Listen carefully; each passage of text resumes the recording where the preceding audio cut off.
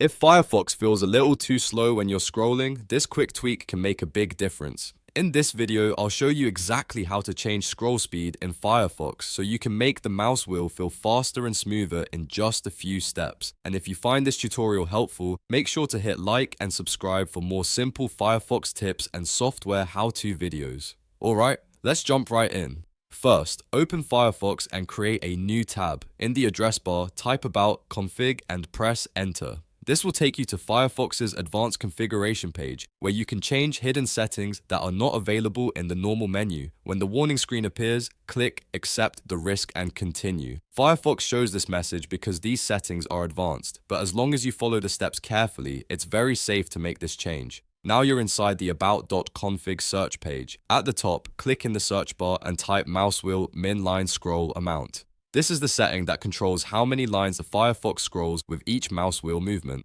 Once the setting appears, you'll see its current value. Double-click it or click the edit icon depending on your Firefox version and change the number to a higher value. A good place to start is 40 or 50. The higher the number, the faster Firefox will scroll.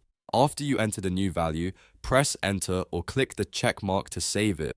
The change happens immediately, so you can test it right away by visiting any web page and scrolling with your mouse wheel. If it feels too fast, you can always go back and lower the number a bit. If you want an even more noticeable difference, you can increase it gradually until it feels comfortable for your workflow. This is a great way to make long pages easier to navigate, especially if you read a lot online or work with lots of browser tabs. And that's it.